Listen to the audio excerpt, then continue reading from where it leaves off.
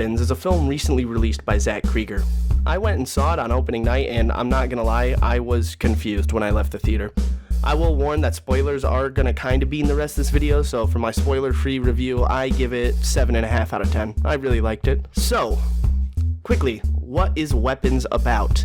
I'm not going to break down every single little detail, even though I really want to. However, in all the trailers, it brings up the same thing. An entire classroom of students all run into the woods at a specific time in the middle of the night, 2:17 a.m. However, a detail hidden from all the trailers is the fact that one singular kid didn't run, Alex Lilly. Weapons begins with a narration from a kid. However, it's not a kid that we actually see in the movie. In this narration, the kid explains that 17 children from elementary school teacher Justin Gandy's 3rd grade class suddenly ran from their homes at 2:17 a.m. and disappeared. An interesting thing from her narration I want to point out is that she says this is a story the town tells itself. Remember that for the end of the video. Later on throughout the movie, we find out that Alex's family let their aunt stay with them, an aunt that the parents don't know very well. This aunt is Aunt Gladys, who ends up being the main antagonist for the film. Gladys is a witch, through and through, even down to the wood that she uses in her rituals. It was an actual type of wood that people thought that the Salem witches used, I'm pretty sure.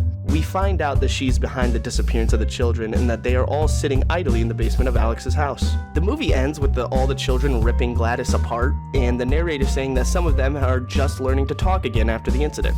So, while I loved this movie, I was very confused on what was going on.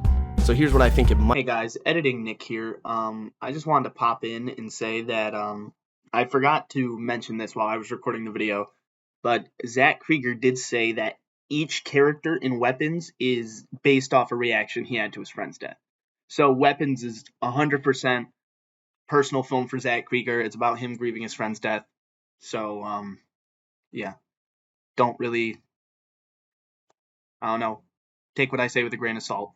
Might be about. So I've seen a few theories, and honestly the only one that really makes sense to me is the school shooting theory. So why is this? Well, one of the characters is a man named Archer. His son Matthew was one of the kids that ran away. He has a nightmare sequence in the film where he sees the silhouette of an assault rifle in the sky with the time on it. An interesting thing I remembered about this movie when I left is that there weren't actually a lot of weapons in the movie. Despite the movie being called Weapons, the only things we see being used as weapons is like we see Paul holding a shotgun at one point. I forget his name, James, the addict, stabs Paul with his heroin needles a few times, and then that gun silhouette appears. But other than that, there's not really a focus on weapons in this movie. Zach Krieger, however, actually did an interview with Variety where he talked about this specific scene. He says, "It's a very important moment for me in this movie, and to be frank with you, I think what I love about it so much is that I don't understand it. I have a few different ideas of what it might be there for, but I don't have the right answer. I like the idea that everyone is probably going to have their own kind of interaction or their own relationship with that scene, whether they don't give a shit about it and it's boring, or whether they think it's some political statement, or whether they think it's just cool. I don't really care. It's not up to me.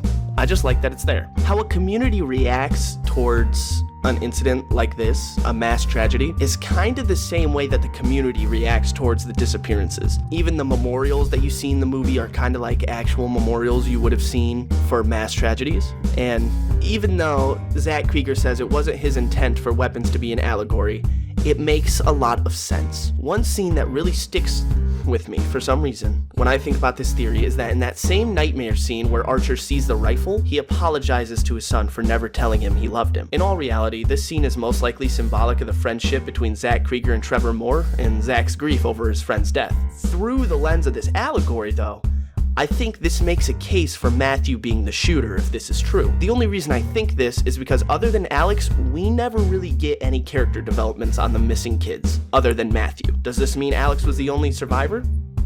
I don't know.